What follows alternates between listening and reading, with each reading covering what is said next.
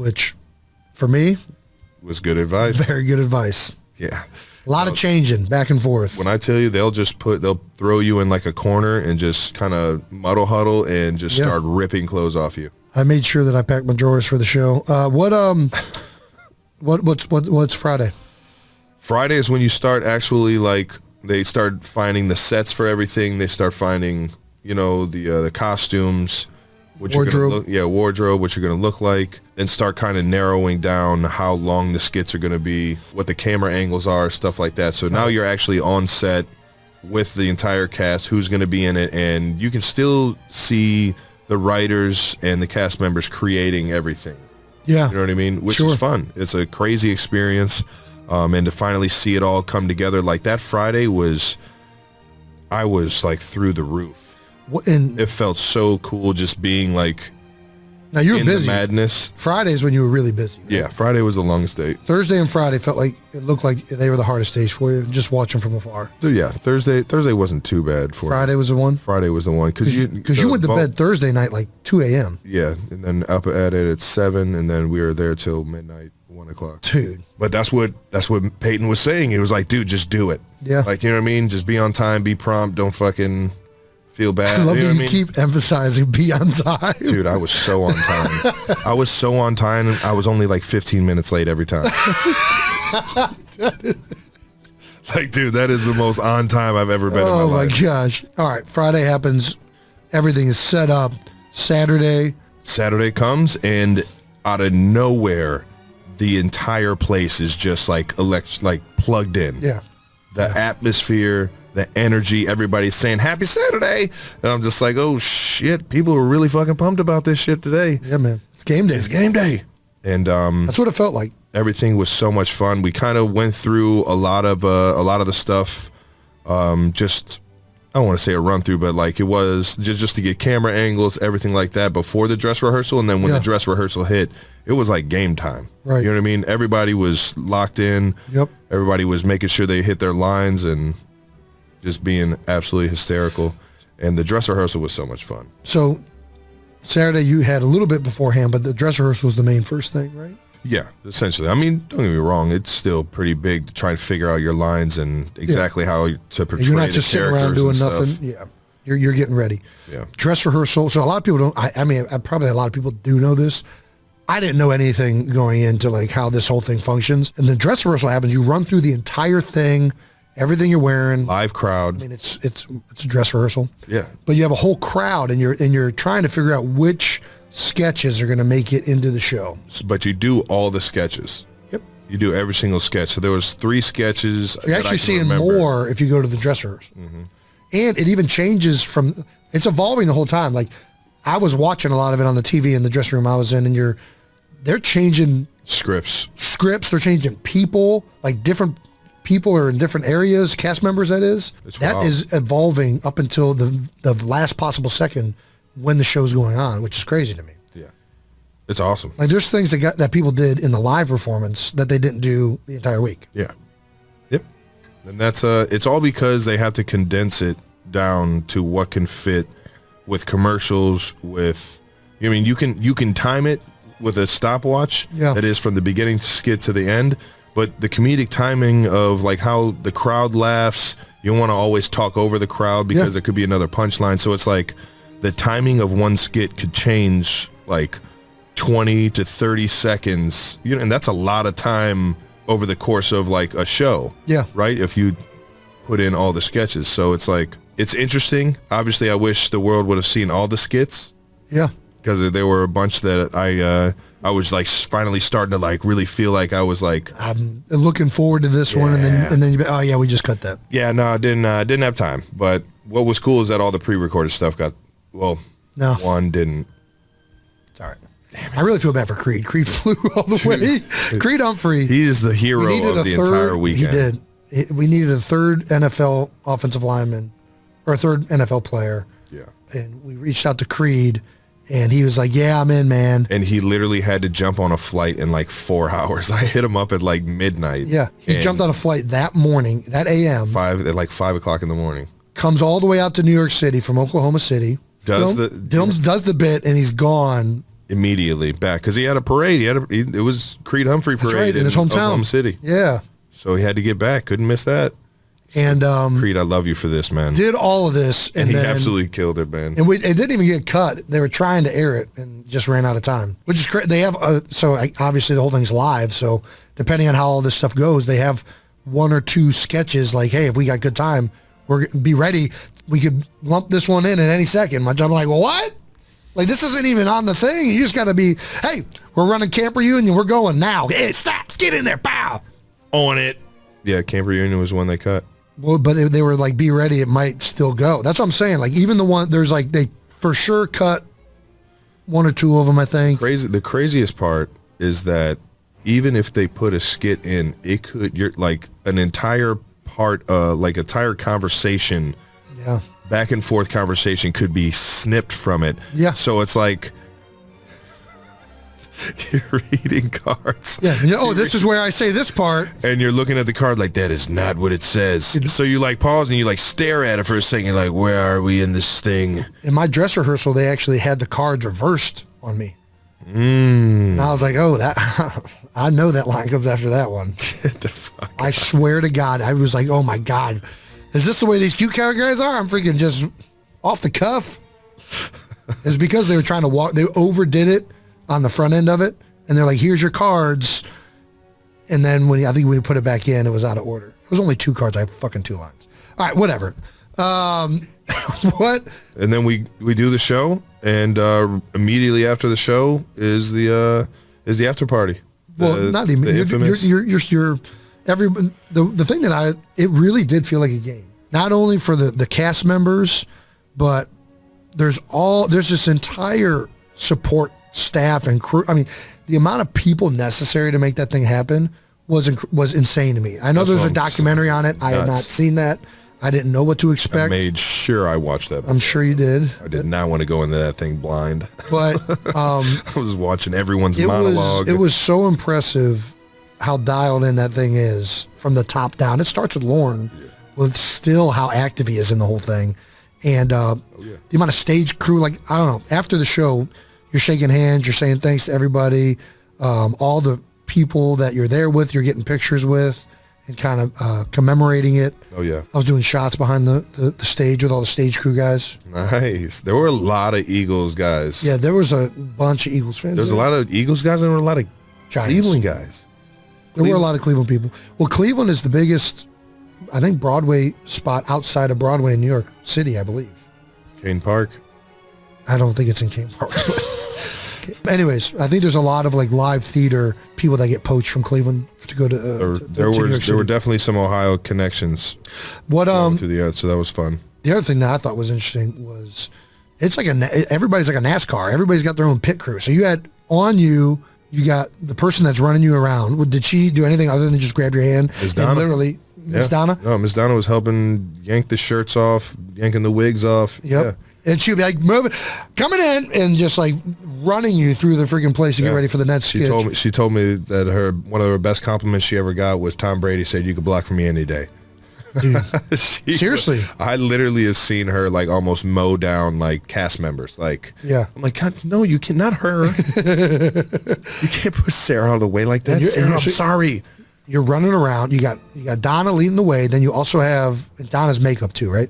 No, Donna is wardrobe and wardrobe and then just like stage manager, I think. Then you also have your makeup person. Then you also have your hair person. So you have a team of 4 or 3 people, right? Yeah, there were 4 people. And they're your pit crew. Yeah, that's crazy. Yeah, and all the cast members kind of had their crew depending on what the skit You're getting done with American Girl, the creepiest skit of the day, which is my favorite. I loved you being a big old creep.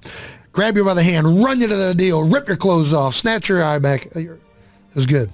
It was so much fun, man. It was great to watch. So much fun. Speaking of the actual sketches, which was your favorite that you did? I would say American Girl was probably my favorite because it was so off the cuff. Like, it was just nobody saw that one coming. When you said Isabel just had her period, I about fucking I was like, can you say that? I don't know why. I felt like it was Isabel like you can't say she's a woman now. I did not think. I was like, man, they are really over the top with this one. This is next level creepy. It was that one, and then the funeral one. The funeral one was my favorite. Glenda was one of my favorites. because Keenan called me something that none of my friends, because this is what me and my friends do. Me and my friends just sit around and call each other everything and make fun of each other all the time. And I've been called Vanilla Ice by fucking everybody in the world. Like everybody, like Vanilla on the playground to school to any, you know what I mean? Vanilla Ice, there's Vanilla Ice that. Nobody has ever called me Vanillasaurus Rex. And I thought that was the funniest shit I had ever heard, man. I was like sitting there. And when he said that the first time, I just bust out laughing. I broke character, man. That shit was so fucking funny. And yeah, to even be doing a skit with Kenan Thompson is, legendary. Yeah. Absolutely legendary. We're talking about cartoons we watched when we were growing up. Out of Albert. All right. What skit were you most nervous about? Too Hot to Handle because of the accent. Yeah. Yeah. And they knew that, but they knew that Chloe was just going to overpower the entire me not having an accent. Glenn Bechamel. Yeah. And then gave me another banger of a name. Rodney, Sucre Wolodarski, and Kurt Lightning. Kurt Lightning. God, that might have been my favorite. Kurt Lightning. That pre-recorded self-defense class, yeah, that was so funny. The three dudes that wrote that thing were so freaking funny, man. Like there's the pre-recorded skits were so fun to do because it was kind of like you had like a safety net. Like you knew that the production and everybody that was like recording them were so good at what they do, that it's hard to make it's hard to like screw up those. Yeah. Because there's so many different angles and there's just multiple cameras, and then at the end of the day they can edit it to make it look great. Right, yeah. So those were a bunch of fun, man. Do you have any takeaways after having done the show? Or I guess we were still not done going over the week. Because after you do the performance, you have one of the more iconic things that I also didn't know about until Rich Eisen told me. Yeah. Which is the after party. SNL after party. Rich Eisen was kind enough to tell me, make sure you sleep in all Saturday as late as possible because you will see the sunrise the next day. And he did not lie. He did not lie. It was a dark environment too, because we went to the after party and then we went to the after party, which that's where we stayed up till the sun rose. Yeah. And yeah. Not just us. Everyone. Yeah. I'm like, you guys do this every Saturday? It's legendary. It's legendary. It's great. I had an absolute blast, man. City that doesn't sleep. The cast and the writers and everybody involved made it everything that I was ever expecting and hoping it to be. Can't say enough about Heidi Gardner and who she is, how she, really pushed the envelope of getting a Kansas City football guy in that building to host or just to be a part of the show. And then she absolutely kills it, as always. The scene with you, I couldn't keep it together because it did not do that in the dress rehearsal. It didn't. That was the best version of that. When we first did it, and then shot out of her, I was like, "Oh my gosh, they're clearly running through this for the first time." She was. Oh my gosh, she was drowning. Yeah. There's more water than any other one version we did. I was like, how are you keeping it together right now? She did not break character. And I'm over here laughing my ass off at her. I'm like, okay, I can keep it together, bud. Yeah. Heidi also... True professional. Her entire... she had a bunch of family members there. She's from Kansas City. And they all had a tailgate. So we tailgated the Saturday Night Live performance with her family. Ate some barbecue. It was awesome. It was awesome. The Gardners... do you have any takeaways from doing the whole thing? You've already announced a bunch of them. Do you have any final things you want to say? Favorite moment of the week, takeaways? Oh, man. Nah, man. I'm just so appreciative that I even got to do it. Yeah. You know what I mean? Yeah. The takeaway is just that, you know what I mean? I get to have the memory of being one of the selected few athletes that they get to jump into one of the coolest environments ever. And that thing is a well-oiled machine, and it's so cool to just see from, a personal level exactly what it takes to to make one Saturday Night Live, and it's crazy, man. But it was so much fun, man. I'd do any of that in a heartbeat. I gotta say, man, in a heartbeat. I say this as somebody who would 100% crush you if you did terrible. You fucking killed it. You did a great job, man. And I did not know what to expect. I knew you're good in front of the camera. There's never been a camera you've seen that you're not good in front of, and you did not disappoint.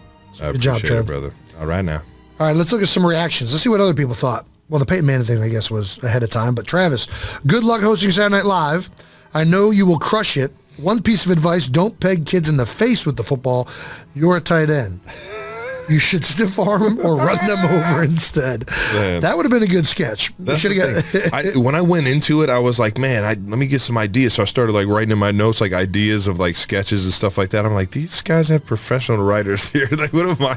I'm gonna come in like, hey, we should do a sketch about a big Yeti playing basketball with a whole bunch of little kids, and I'm just dunking on them. And like, they already have like shit for you when you walk in the door. Right. So it's like. And not just like an idea, like an entire like written sketch. Right. So like, I don't know. I didn't even like go bark up that tree. I was like, yo, I'm not presenting any ideas. I'll give some input on some stuff if they shoot it my way. Right. But I'm just gonna let these professionals handle everything, and I'm just gonna buckle my seatbelt and enjoy the ride, man. Well. Somebody who appreciated your American Girl Cafe sketch was Mina Kime. She tweeted, not going to lie, you crushed it. Which you were the biggest creep I've ever met. Yeah. You're really good at acting like those dolls are real people. And Mikey Day was like kind of walking me through like, dude, when you say turn the heads and like put the hands up and just wave them. I was just like, all right. Little did I know that was going to be one of the funniest parts of it. It was so good. Pat McAfee tweeted, proud of you, man. You killed it, T. Kelce. And then he gave me a shout out. And you too, big, handsome at J. Kelce. Yeah, everybody likes to see you in that choker. Yeah, dude. Get you some ice, gotta say, whenever somebody calls you handsome in a tweet, you're not handsome. You can't give this guy a compliment anyway, man. Has anybody tweeted out, good job, handsome Travis Kelce? No, that's a... There's probably one out there. All right. Dan Orlovsky, SNL with Kelce is tremendous so far. So you got, so far. Yeah, he was waiting. And there was no ending. He was going to make sure he time-stamped that just in case. Smart man. Smart man. Did you know that Steven Spielberg was in the audience? But I'm just finding out Steven Spielberg was in the audience. You say Steven Spielberg was in the audience because I didn't fucking know he was there. Yeah, Paul Rudd was there. I saw Paul. I was watching half of it with Paul Rudd. Paul is the best. Cool. And he was, dude. It was really nice. Weren't you sitting down having a beer with Paul Rudd in that little bar afterwards? Dude, so I think I shook Steven Spielberg's hand when I saw you guys sprint through. So Steven Spielberg was sitting next to me? And he didn't say hi? He big-timed you. I mean, it's appropriate to get big time by Steven Spielberg. I'm fine with that. Yeah. Dude, no, me and Paul I only heard word of mouth. I believe I shook his hand. It was a dark room, so it was in passing. Yeah. You got, Miss Donna came in hot. You went, meow. Yeah, I was sitting back there with Lauren Michael, Paul Rudd. We were having a beer and we were talking about the show. That was the nicest part about me is that after my sketch was like 3 in, I didn't have anything until good night. So I started drinking beers and hanging out with people. I started drinking beers at like noon. You did? Yeah, I was like, dude, I got to be loose. Ooh. I cannot be uptight about this. I'm the opposite. I went the opposite way. It's interesting. Dude, there's no way I could do that. Sober? Yeah, there's no way. I got to be at least a little bit fuck it. You know what I mean? Just enough fuck it. Not even enough to know, not fuck it up. Feel it, but you just. Yeah. I don't really care about this. Yeah. All right. I cared a lot. Yeah. What did you? So that was the only thing you said to Steven Spielberg? I just shook his hand. I was like, I think there's. Hey, how are you? Nice to see you. Got to go. So you just wanted to, the only reason you wanted to put that in the show is just the name drop Steven Spielberg? I'm not going to go into how this even came relevant today. When did you become such a name dropper? I guess it's when you host Saturday Night Live and a bunch of celebrities reach out to you in the span of... In Miss Radke's class, when I called out, that's when I...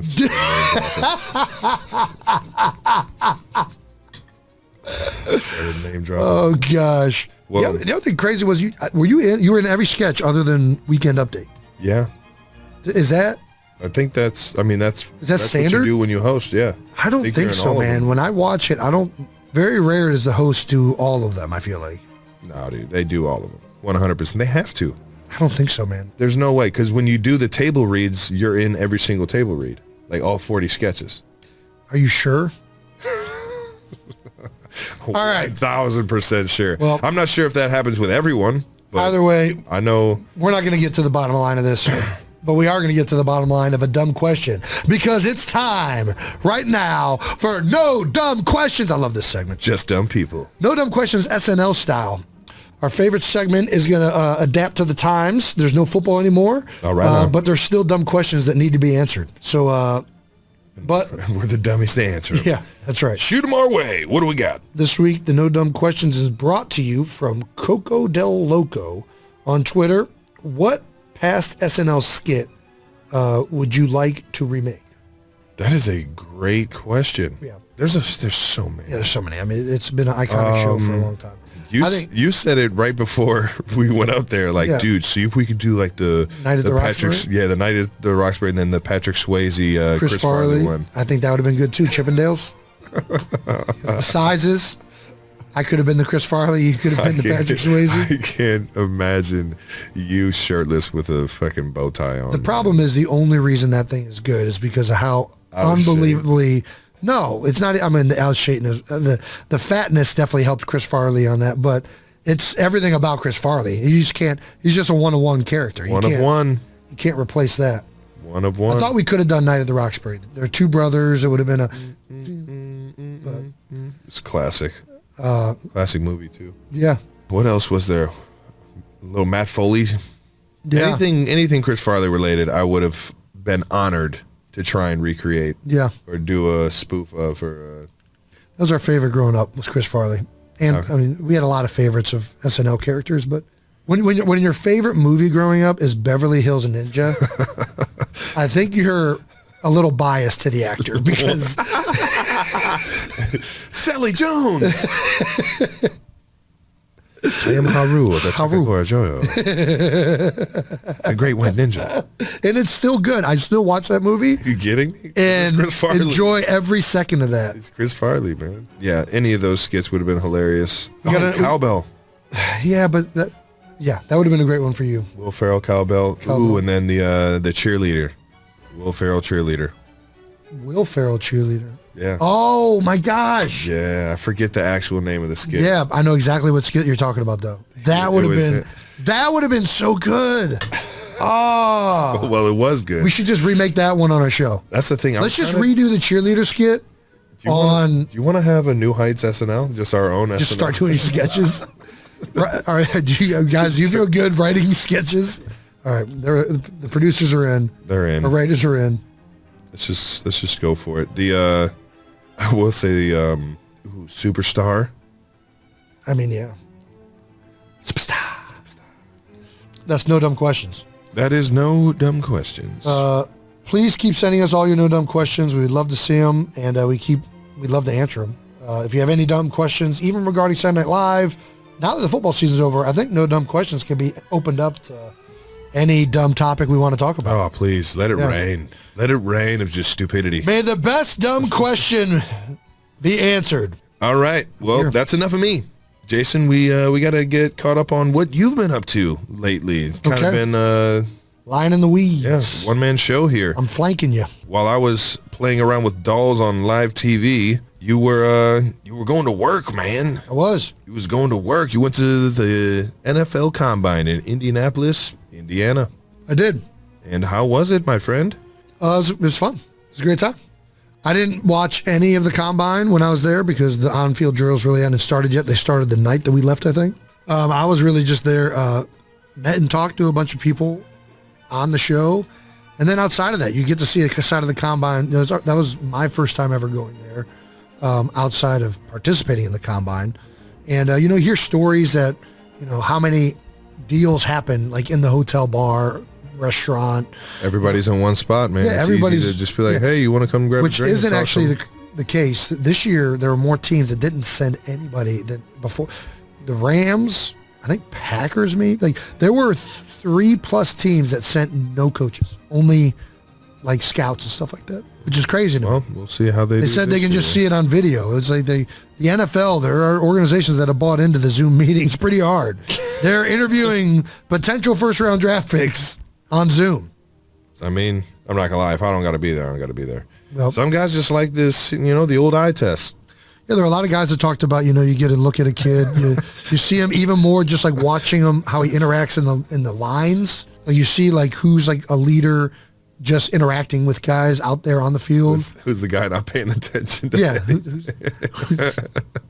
Oh, man. Might be projecting a bit. Yeah, no, I think it was awesome. Got to talk to him. There's also a lot of guys that go there that don't have jobs. There's a lot of guys that are like free agents as like coaches or like in the realm of NFL. Yeah, just in that world. Yeah, and they just go there to like keep interacting with. I mean, there are a lot of guys there that I don't think worked for any team and had no reason to be there other than just drink beers and shoot the shit and hope that you get hired. Yeah, there's a lot of shooting the shit. There is a lot of shooting the shit up there in Indy. Yeah, so that was fun. We went to some steakhouses, had some good meals, talked to some people. And yeah, it was a great time. Who's your favorite that you saw in passing? Not anybody that you interviewed. Andy Reid. You saw Big Red in passing? Big Red in passing. Oh, I love that guy, man. How's he doing? He's doing great. He was in a good mood for some reason. He's probably it was awesome. I always love seeing Andy. A new tight end. I mean, there's a lot of good ones in this draft class. I'll tell you what. Yeah, no, he was doing great. It was awesome to see him. Still didn't have the courage to ask him on our podcast. So, Coach, I was really wondering, are you busy, and would you be willing to hop on a podcast that I know Can you come on? Yeah. No, he didn't hop on. Jason really wants you. But it was awesome seeing Big Red. It was awesome seeing, it was awesome meeting Coach Rabel. Braves. Ohio Northeast guy. Ohio, baby. Well, he's Northwest Ohio, right? Northeast. I thought he went to Walsh. Yeah, but that's still up in the northeast area of Ohio. Is it? Yes. I thought it was removed from the Northeast a little bit. Is it? I don't know. I thought it was. I thought he was closer to Toledo. No. Fuck. Dude, am I way off on Walsh Jesuit? You're fucking me up right now, but I think you are way off. You're much better with Cleveland geography than I am. Yeah. I got lost 2 streets down from our house growing up.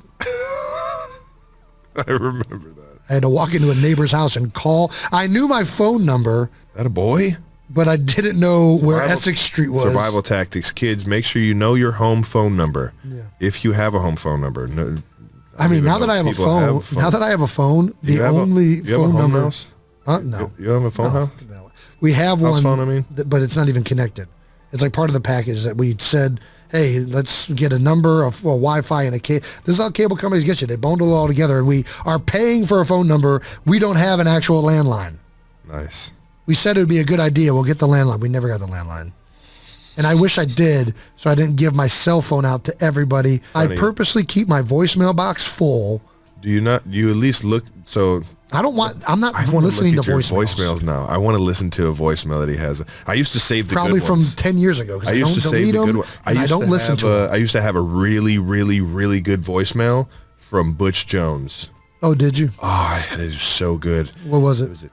Where I want to know where you are and what you're doing right now. And if you're not in my office in 2 hours, I'm done with you. I'm done with you. I told you if you screwed up again, you were out of here. At least you're consistent. Here's your full fictional script. No headings, just flowing narration, built for maximum emotional pull and watch time. There are moments in life that aren't planned, aren't rehearsed, and definitely aren't meant to happen on a microphone in front of thousands of people. And yet, somehow, those are the moments that end up meaning the most. Today I'm telling you about one of those moments. A moment so raw, so unfiltered, that even the person sitting across the table didn't see it coming. Stay with me until the end, because what happens in this story is the kind of thing that reminds you why real love, real vulnerability, and real emotion are still the most powerful things in the world. And if stories like this move you, hit subscribe right now, because this is exactly the kind of content this channel is built on. So let's set the scene. Picture a podcast studio, warm lighting, a couple of mics, Two brothers who built this show on nothing but honesty and banter. And on this particular day, one of them brought his partner along. Someone the audience adored. Someone who usually kept the deepest parts of her life private, tucked away from cameras and headlines. Let's call her Elena. And let's call him Marcus. Big, easygoing, the kind of guy who could make an entire stadium laugh with one sentence. But underneath all that charisma, there was a softness he rarely let anyone see. The conversation started light. It always does. Jokes about travel schedules, jokes about who forgets anniversaries, the usual playful back and forth that made people feel like they were sitting right there with them. But then, almost out of nowhere, his brother asked a simple question. Something like, "So what's next for you two? What does the future look like?" And that's when everything shifted. Marcus went quiet for a second. Just a second. But if you've ever seen someone search for the right words because the wrong ones would somehow cheapen what they're feeling, you'd recognize that pause anywhere. And then he started talking.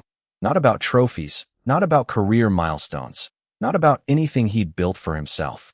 He started talking about a child that didn't exist yet, a future he hadn't experienced, but had clearly already imagined in vivid, aching detail. He said he thinks about it all the time. Late at night, on long flights, in those quiet in-between moments nobody else sees. He said he pictures walking into a room and seeing a tiny version of the woman he loves looking back at him. And just the thought of it, just the thought, makes his chest tighten in a way nothing else ever has. He said he's not scared of much in life, but the idea of being a father, of holding something that small and that important, terrifies him and thrills him in the exact same breath. And then he looked at her, right at Elena, and he said something nobody expected. He thanked her. Not for anything specific, just for existing in his life, for being the reason a future like that even felt possible. He said before her, he never really let himself imagine a family. He was too guarded, too used to protecting himself from wanting things he might not get. But somewhere along the way, she made that fear quiet down. She made wanting a future feel safe again. And that's when the room changed. Because Elena, who had been laughing just minutes earlier, who had been the picture of composure through every question, suddenly couldn't hold it together. Her eyes filled before she even realized it was happening. She reached for his hand without saying a word, because some moments don't need narration, they just need to be felt. The crew in that studio said later that nobody moved. Nobody made a sound. Because everyone in that room understood they weren't just watching a podcast segment anymore. They were watching something real. Something unscripted. Two people who had built an entire public life around confidence and humor, suddenly stripped down to something achingly human.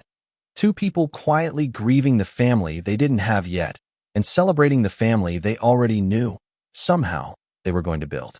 Isn't that the thing about love that actually lasts? It's not the big, loud, cinematic gestures. It's not the perfectly lit photos, or the trophies, or the applause. It's a grown man, hardened by years of pressure and public life, admitting on a microphone that the scariest and most beautiful thing he can imagine is holding his own child for the first time. It's a woman who didn't need words to respond, just a hand reaching for his, because that's what real partnership looks like when the cameras almost forget they're rolling.